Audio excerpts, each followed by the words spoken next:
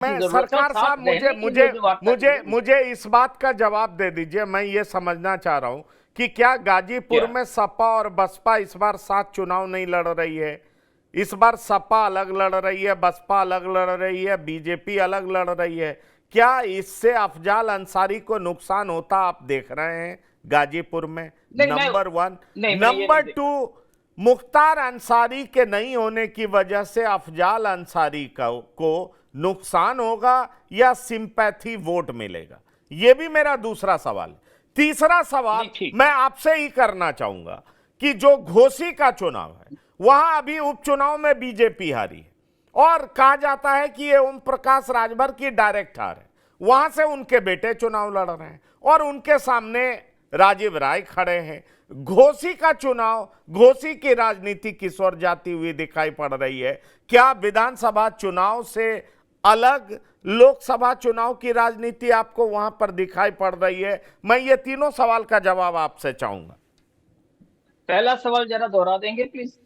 पहला सवाल मैंने आपसे पूछा कि सपा और बसपा अलग अलग चुनाव लड़ रही है। पिछली बार दोनों साथ ठीक। लड़ी थी।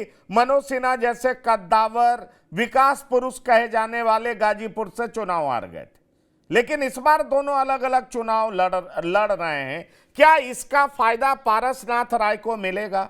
क्योंकि पारसनाथ राय की छवि भी स्वच्छ है। अगर हम वोटिंग परसेंटेज भी देखें तो अगर हम गाजीपुर की बात करें, मुस्लिम वोटर 2.5 लाख, यादव वोटर 3.5 लाख, दलित वोटर 4 लाख, भूमियार वोटर 2 लाख, गैर यादव ओबीसी वोटर 4 लाख। अगर दलित वोटर बीएसपी की तरफ जाता है और मुस्लिम यादव का कॉम्बिनेशन दिखाई पड़ता है, तो मुझे लगता है कि मामला पारसनाथ राय की तरफ जाता है। उनका पलड़ा ठीक है। जातीय कॉम्बिनेशन में भारी दिखाई पड़ रहा है। क्या ठीक है। ऐसा जमीन आपका पर सवाल मैं समझ स्थिति गया। ऐसा जमीन पर स्थिति आपको दिखाई पड़ता है? मैं ये आपसे पूछना चाह रहा हूं। नहीं, आपका सवाल बहुत जायज है। आमतौर पे कोई भी जो है यही सोचेगा कि दलित दलित जो है वो अलग है, और सामान्य रूप से दलित बसपा की ओर जाता है। मुस्लिम और यादव और अन्य समाज जो है वो अलग है, तो उनका रुख अलग होगा। पर मैं समझता हूँ इस चुनाव में जो हम आमतौर पे सोच रहे हैं कि सपा और बसपा का अलग होने से सपा को नुकसान होगा, मुझे ऐसा नहीं लगता है। क्योंकि बसपा के जो उनके कुछ तौर तरीके हैं, उससे वोटर जो है वो उनको समझ चुका है। कई जगह हमने ये महसूस किया है कि बसपा का जो खास जातीय समीकरण है, उस जातीय समीकरण से भी लोग जो है बसपा को वोट न देके वो कांग्रेस या आप सपा को वोट दे रहे हैं। ये कई जगह ये देखा जा रहा है। तब गाजीपुर में वहां के निश्चित रूप से ही वहां के जो स्थानीय परिवेश है उसको देखते हुए वो निश्चित रूप से ही इस प्रकार के जो निर्णय लेंगे। पर जहां तक मैं समझता हूँ, ये मानना कि बसपा और सपा के अलग हो जाने से और कांग्रेस और सपा के साथ आ जाने से समीकरण में बहुत फर्क आ रहा है, नहीं, समीकरण में काफी ज्यादा फर्क आ रहा है। कांग्रेस के साथ का जो बाकी जातियां हैं, कुछ उच्च वर्ण के भी हैं, कुछ ओबीसी भी हैं, कुछ और भी हैं, वो सारे जो है वो भी सपा के साथ आ रहे हैं। ये भी हमें समझने की जरूरत है। और ऐसी स्थिति में बीजेपी के जो कैंडिडेट है उनको लाभ होगा या हानि होगा, वो निश्चित रूप से स्थानीय परिवेश उसको तय करेगा। पर ये सोच के चलना कि बसपा और सपा के अलग हो जाने से सपा को नुकसान होगा, मैं उससे सहमत नहीं हूं। आपका तीसरा सवाल क्या था जरा? ने तीसरा सवाल मैं घोसी को लेकर के पूछ रहा था कि हाल के उपचुनाव में बीजेपी की हार हुई थी। क्या लोकसभा, या वो विधानसभा का चुनाव था, क्या लोकसभा के चुनाव में भी बीजेपी वहां कमजोर दिख रही है या बीजेपी वहां मजबूत दिखाई पड़ रही? मैं बीजेपी, मेरा मतलब है एनडीए से, क्योंकि वहां तो सुभाषपा से समझ ओम गया। प्रकाश राजभर के बेटे चुनाव लड़ रहे हैं। ये देखिए, घोषी की जहां तक बात है, हमें ये देखने को मिल रहा है कि घोषी में ओम प्रकाश राजभर जिस प्रकार से अभी विधानसभा चुनाव हारे हुए भी बहुत ज्यादा दिन नहीं हुए हैं, उसको अगर हम मानक रखें, हालांकि विधानसभा एक ही यूनिट होता है, उसके अलावा भी 4-5 यूनिट्स और होते हैं संसद के चुनाव में, पर वो बहुत स्वच्छंद नहीं होंगे वहां।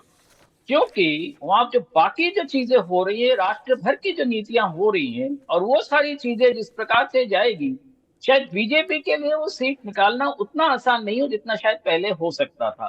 क्योंकि देखिए, राष्ट्र भर में अब फिर से ये सारी चीजों में एक चीज जो कॉमन हो गई है कि संविधान का मसला जहां पर आता है, वहां पर लोग कहीं ना कहीं बीजेपी पर आजकल शंका ग्रस्त हो जाते हैं।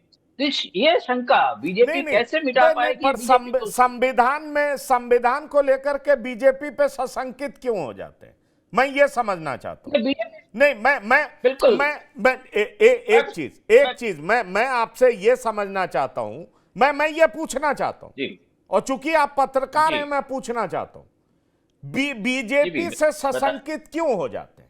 राजीव गांधी को 400 से ज्यादा सीटें मिली, और राजीव गांधी ने प्रेस के फ्रीडम पर रोक लगाने की कोशिश की थी, वो सफल नहीं हो पाए थे। जी जहां तक सवाल है साहबानो केस का, सुप्रीम कोर्ट के निर्णय को उन्होंने अपने जो उनका संख्या बल था उसके दम पर पूरे तरीके से राजीव गांधी ने परिवर्तित कर दिया। बीजेपी ने बिल्कुल सही पिछले बात। 10 साल में ऐसा क्या किया है जिससे आपको संविधान में फेरबदल को लेकर के शंकाएं होती है? अगर आप 370 के विरोधी हैं तो आपको शंका हो सकती है, लेकिन अगर राम मंदिर नहीं बनाने की भी बात थी तो वो कोर्ट के द्वारा बीजेपी सरकार ने पहल की है।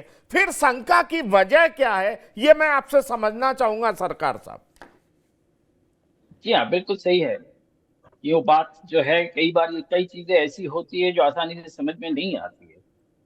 पहली चीज तो है, बीजेपी के कई नेता खुद कह चुके हैं कि हमें 400 सीट इसलिए चाहिए कि हमें संविधान बदलना है। क्यों बदलना है? क्योंकि काशी मथुरा है। क्यों बदलना है?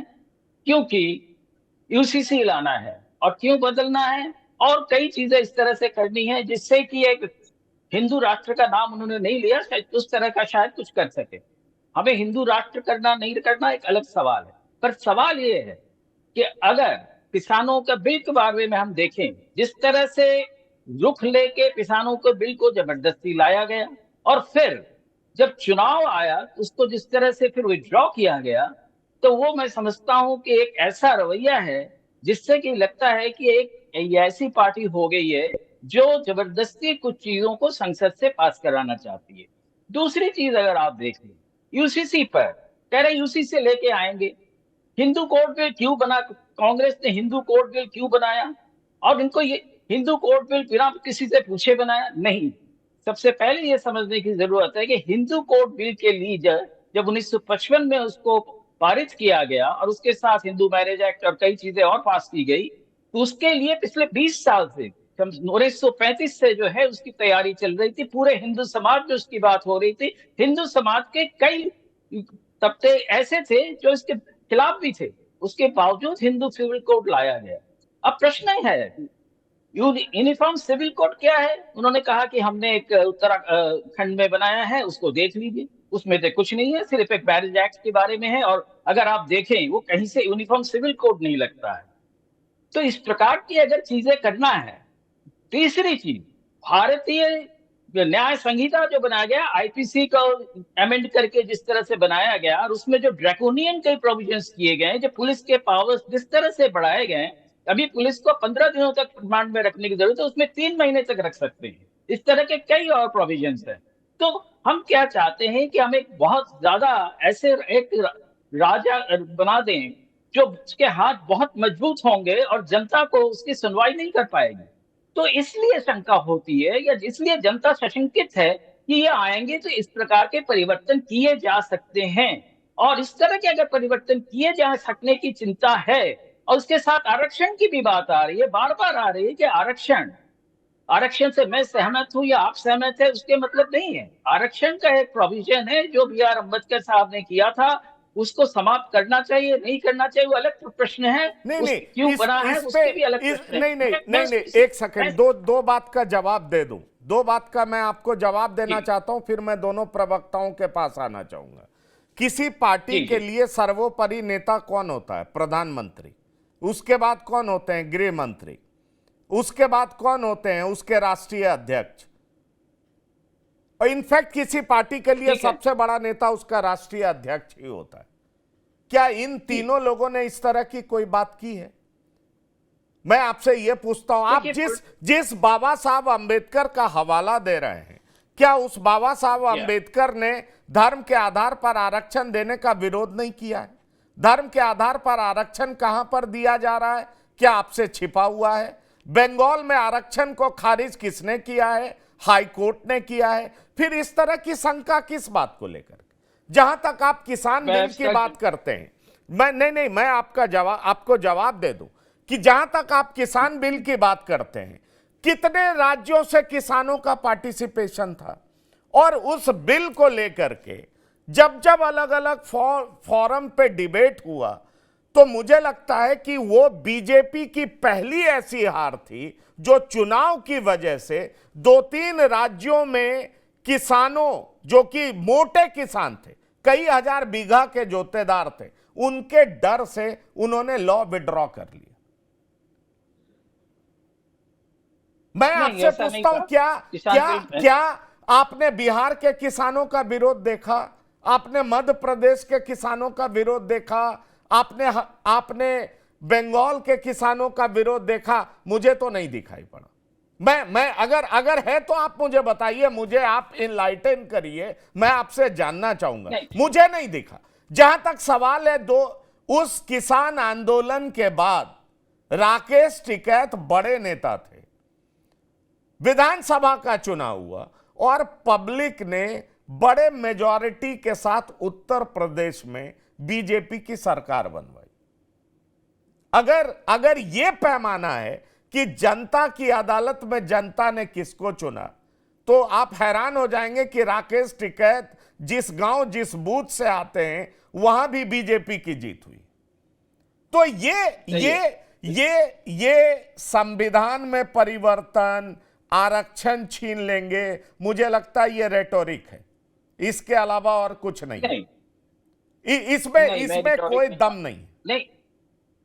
और बोम्मई केस के बाद जब सुप्रीम कोर्ट ने यह क्लियर कर दिया है कि संविधान के मूल ढांचे में परिवर्तन नहीं हो सकता, जब प्रधानमंत्री अलग अलग प्लेटफॉर्म से बार बार कह रहे हैं कि अब बाबा साहब अंबेडकर भी आ जाएं तो आरक्षण नहीं खत्म कर सकते, फिर कहां से सवाल उठ जाता है कि संविधान बदल दिया जाएगा? संविधान तो वो लोग बदल रहे हैं जो रातों रात धर्म के आधार पर किसी को ओबीसी डिक्लेयर कर दे रहे हैं।